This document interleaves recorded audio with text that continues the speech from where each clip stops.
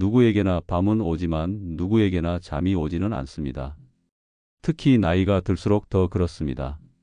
몸은 피곤한데 눈은 말똥말똥 뜨고 간신히 잠이 들어도 자주 깨고 나면 또다시 잠드는 게 참 어렵습니다. 제 진료실에도 그런 분들이 참 많습니다. 이호연 박사님, 그냥 이대로 밤을 새우는 게 더 나을 것 같아요. 이렇게 말하며 눈가에 피로가 깊게 내려앉은 얼굴로 찾아오시는 어르신들을 보면 잠이라는 것이 단순한 신체 작용을 넘어 삶의 여유와 품위를 지켜주는 기본이라는 걸 다시금 느끼게 됩니다. 한 번은 이런 어르신이 계셨어요. 젊을 땐 일이 많아서 못 잤는데 지금은 할 일이 없는데도 잠이 안 와요. 이 짧은 말 안에는 노년의 외로움, 그리고 어쩌면 마음속 깊은 불안이 담겨 있었는지도 모르겠습니다. 잠을 못 자면 몸이 아픈 것보다 마음이 더 지칩니다. 왜 나는 잠을 잘 수 없을까? 나는 이제 망가진 걸까? 이런 자책이 자신을 더 괴롭게 만들죠. 그래서 어떤 분들은 결국 수면제에 의존하게 됩니다. 하지만 저는 오늘 수면제가 아닌 몸과 마음을 스스로 다독이며 잠들 수 있는 방법 5가지를 전해드리려 합니다. 이 5가지는 실제로 제가 진료실에서 꾸준히 권해왔고 효과를 보신 어르신들도 많습니다. 어렵지 않아요. 돈도 들지 않고 특별한 준비도 필요 없습니다. 다만 필요한 건 스스로를 믿고 오늘 밤만이라도 한번 해보겠다는 마음입니다. 그리고 그 시도 자체가 이미 여러분을 조금 더 편안한 밤으로 이끌어 줄 것입니다. 첫 번째로 말씀드릴 건 자기 전에 절대 하지 말아야 할 한 가지입니다. 바로 늦은 저녁 식사입니다. 많은 분들이 나는 적게 먹었어요 하시지만 시간이 늦은 식사는 양보다 소화의 흐름을 방해합니다. 특히 밤 8시 이후에 식사하게 되면 위장 활동은 활발해지지만 뇌는 잠들 준비를 하지 못합니다. 위가 깨어 있고 뇌가 깨어 있으면 몸은 당연히 잠들 수가 없죠. 그래서 적어도 취침 3시간 전에는 식사를 맞춰 주시는 것, 그게 수면의 첫걸음입니다. 혹시 배가 너무 고프다면 우유 반컵이나 따뜻한 미숫가루 한 잔 정도로 속을 살짝 달래는 건 괜찮습니다. 하지만 식사처럼 무언가를 씹고 삼키는 활동은 뇌에게 아직은 일할 시간이라고 착각하게 만들기 때문에 되도록 피하셔야 합니다. 이처럼 간단한 습관 하나로도 밤의 질은 확연히 달라질 수 있습니다. 작은 변화지만 그 작은 변화가 여러분의 하루 전체를 바꿔놓을 수도 있습니다. 다음 내용부터는 본격적으로 몸과 뇌가 잠들 수 있도록 도와주는 실제 실천 방법을 알려드릴 텐데요. 그 전에 한 가지 꼭 말씀드리고 싶은 건 불면은 결코 나약함의 증거가 아니라는 점입니다. 불면은 어쩌면 마음이 그만큼 깨어 있으려는 신호입니다. 내가 겪은 일들, 내가 못한 말들, 그 모든 생각과 감정들이 쉴 틈 없이 나를 부르고 있는 것이죠. 하지만 괜찮습니다. 그 마음도 오늘은 살짝만 내려놓고 이 5가지 방법 중 한 가지만이라도 따라해 보세요. 아주 천천히 여러분의 밤이 달라질 겁니다. 두 번째로는 잠이 들기 위한 준비의식입니다. 우리는 식사 전에는 손을 씻고 외출 전에는 옷을 갈아입습니다. 그런데 잠을 자기 전에는 어떤 준비를 하시나요? 많은 분들이 TV를 보다가 핸드폰을 만지다가 그대로 잠들기를 기대합니다. 하지만 우리 몸은 준비된 수면에 훨씬 더 잘 반응합니다. 제 환자 중에 76세 여성분이 계십니다. 늘 밤 2시가 돼야 겨우 눈이 감겨요라고 말씀하시던 분이었는데요. 그분께 제가 작은 루틴을 하나 권해드렸습니다. 바로 자는 준비를 위한 의식 만들기였습니다. 예를 들어 이런 식입니다. 밤 9시에서 9시 반 사이에 조명을 부드럽게 낮추고 TV를 끄고 핸드폰도 충전기에 꽂은 뒤 손에서 내려놓습니다.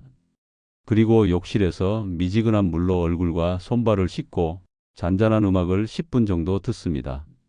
이 단계를 매일 같은 시간에 반복하면 몸이 이제 잘 준비를 해야겠구나 하고 인식하게 됩니다. 이걸 수면 유도 루틴이라고 합니다. 특별한 게 아니죠. 하지만 뇌는 반복되는 행동에 익숙해지면 그에 맞는 호르몬을 분비하기 시작합니다. 특히 멜라토닌이라는 수면 호르몬은 조명이 낮아지고 자극이 줄어들수록 활발히 분비되는데요. 이게 바로 자연스러운 잠으로 들어가는 문을 열어주는 열쇠입니다. 제가 그 환자분께 다시 여쭤봤습니다. 요즘엔 몇 시에 주무세요? 그분은 조용히 웃으면서 말했습니다. 박사님, 요즘엔 십시만 되면 눈꺼풀이 먼저 감겨요. 이게 바로 준비된 잠의 힘입니다. 그리고 무엇보다 중요한 건 이 시간이 스스로를 돌보는 시간이라는 점입니다. 남을 챙기고 뉴스에 집중하느라 놓쳐버린 내 안의 평온함과 마주하는 시간. 혹시 이걸 매일 한다고 효과가 있겠어? 하실 수도 있어요.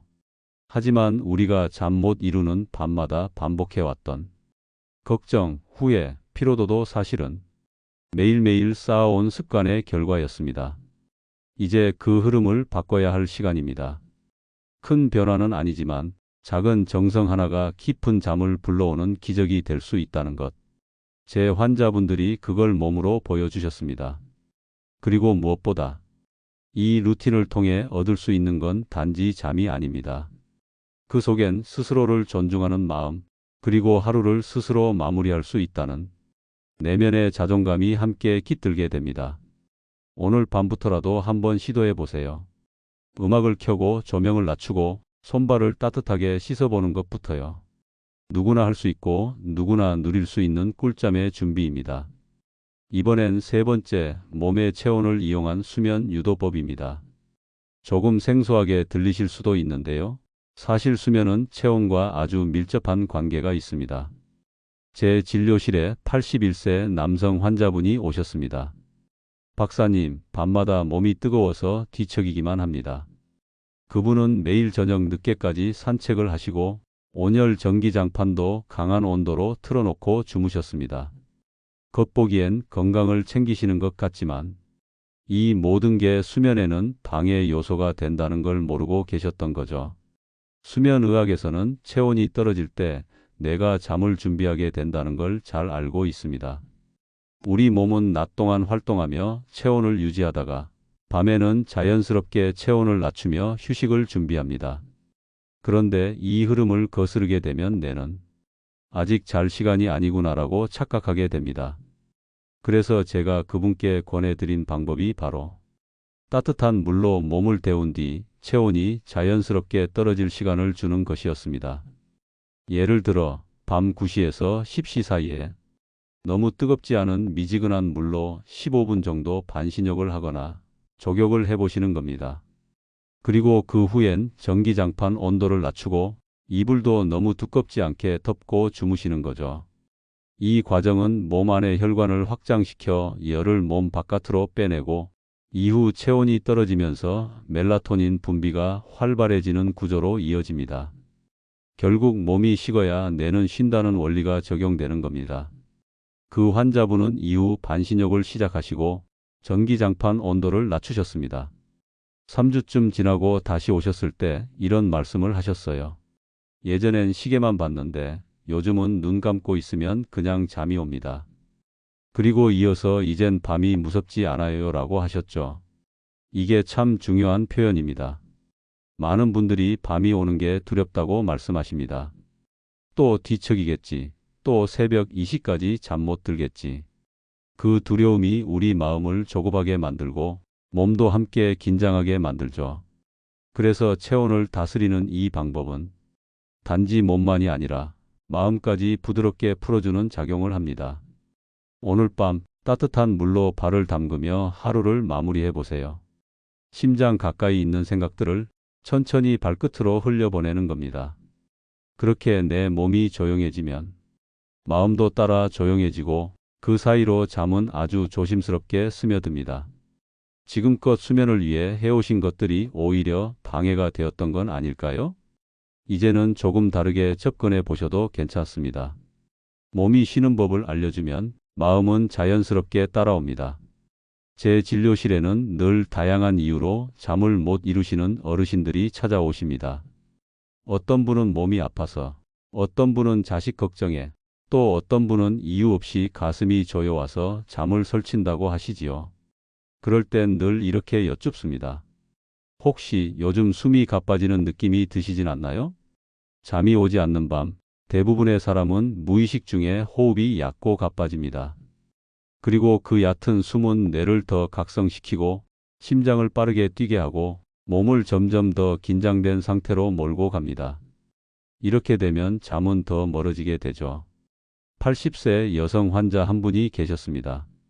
늘 새벽 3시에서 4시 사이에 깨고 다시는 잠들 수 없다고 하셨어요. 그래서 저는 복잡한 약이나 무언가를 권하지 않고 호흡 하나만 바꾸는 연습을 함께 해보자고 제안했습니다. 그 방법은 아주 간단했습니다. 입은 다물고 코로 천천히 들이마시고 내쉬는 시간을 길게 가져가는 것. 예를 들면 4초 동안 코로 숨을 들이마시고 6초에서 7초에 걸쳐 아주 천천히 내쉬는 겁니다.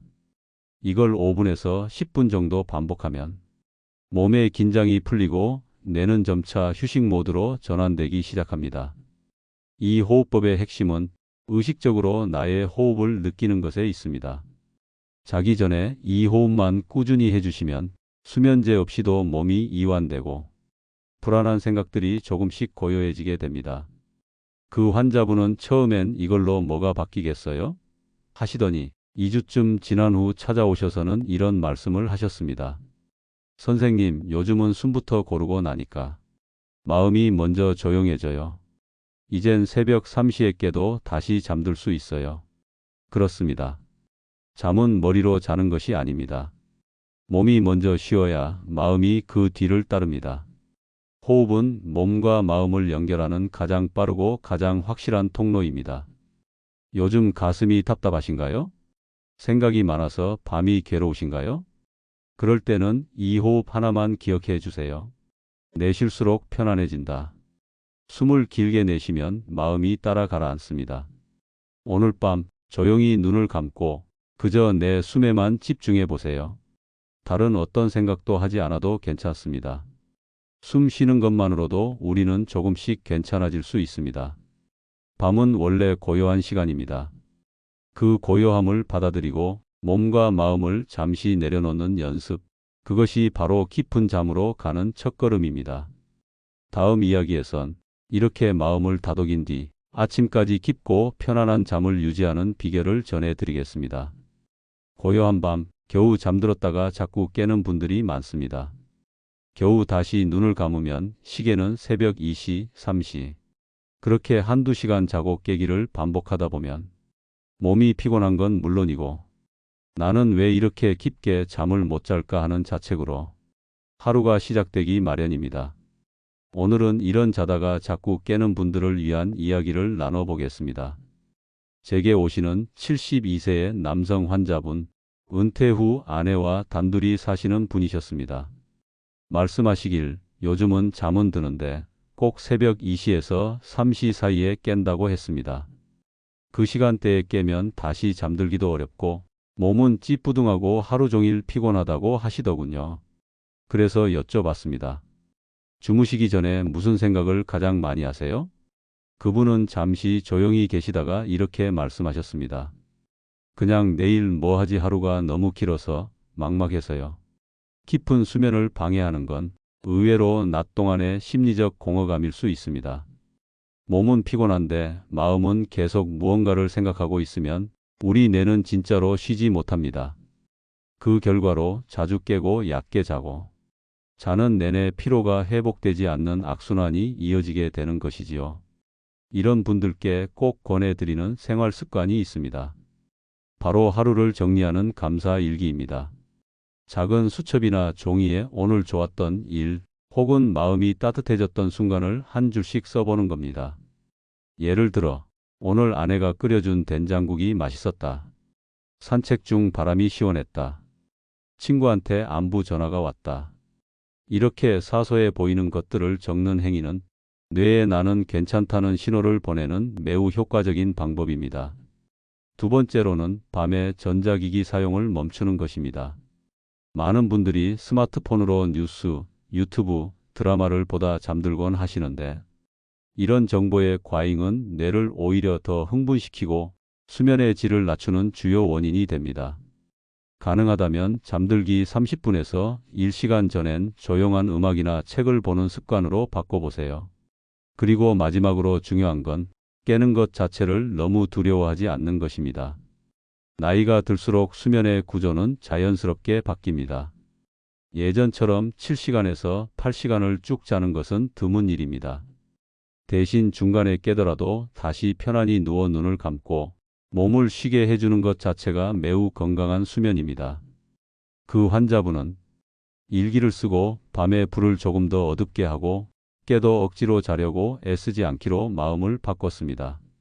한 달이 지나 다시 오셨을 때 요즘은 잠이 깨도 예전처럼 조급하지 않아요. 다시 눈을 감고 그냥 쉬어요. 그래서 그런지 아침이 덜 피곤해요.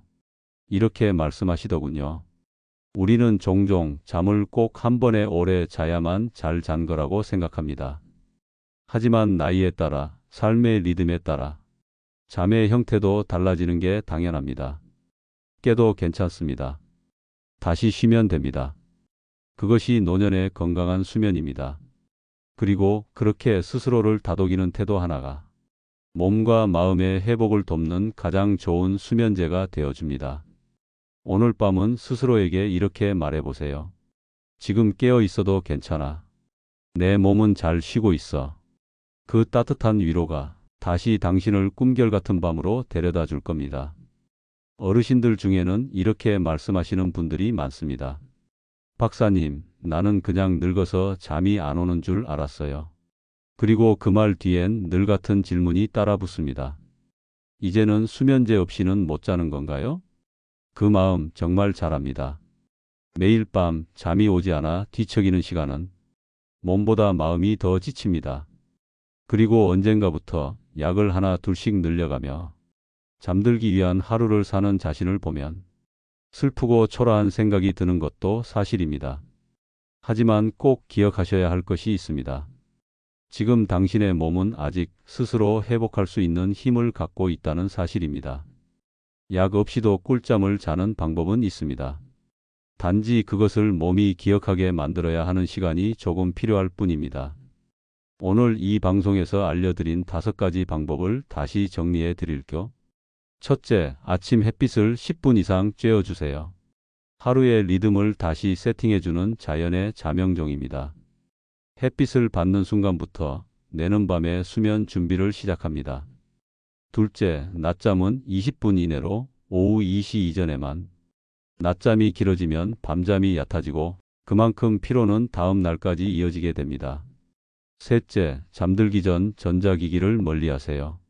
스마트폰, TV에서 나오는 빛은 뇌에 아직 낮이다라는 신호를 줍니다. 따뜻한 조명 아래 조용한 음악을 들으며 자연스럽게 밤을 맞이하는 습관을 만들어 보세요. 넷째, 감사 일기를 써보세요. 오늘 하루 중 가장 좋았던 일을 한 줄만 적는 것. 그것이 나는 괜찮다는 신호가 됩니다. 마음이 편안해야 잠도 깊게 드는 법입니다. 다섯째, 수면 루틴을 고정하세요. 자기 전 1시간 동안은 항상 비슷한 행동을 반복해 주세요. 예를 들어 족욕을 하고 책을 한 장 읽고 조용히 누워 눈을 감는 것. 이것이 반복되면 몸은 이제 자야 할 시간이구나 하고 스스로 잠을 준비하기 시작합니다. 이 5가지는 절대 어려운 일이 아닙니다. 다만 습관으로 굳히는 데는 조금의 인내가 필요할 뿐이지요. 수면제 없이 자는 것이 처음엔 더디고 낯설 수 있지만 3주에서 4주만 실천해 보시면 분명히 몸이 반응하는 걸 느끼실 수 있을 겁니다. 저는 이 방송을 통해 단순히 의학 지식만 전달하고 싶지 않습니다. 그보다 더 중요한 건 스스로를 믿는 힘을 되찾으시길 바라는 마음입니다. 내 몸은 아직 회복할 수 있다. 나는 아직 좋은 잠을 잘 수 있는 사람이다. 이 믿음 하나만 있어도 잠들지 못하는 밤이 더 이상 두렵지 않을 수 있습니다. 진료실에서 마주한 수많은 어르신들이 작은 변화에서부터 시작해 다시 편안한 밤을 되찾는 과정을 저는 늘 지켜봤습니다. 그분들처럼 오늘 이 방송을 들은 당신도 다시 편안한 잠을 선물 받을 수 있기를 바랍니다. 끝으로 한마디만 더 드리자면 지금 이 순간 잠을 못 잔다고 자신을 너무 몰아세우지 않으셔도 됩니다. 몸은 이미 회복을 기다리고 있습니다. 우리는 단지 그 회복을 방해하지 않는 습관을 들여야 할 뿐이지요. 당신은 혼자가 아닙니다. 이 방송을 듣는 모두가 같은 밤을 지나고 있다는 걸 기억해 주세요.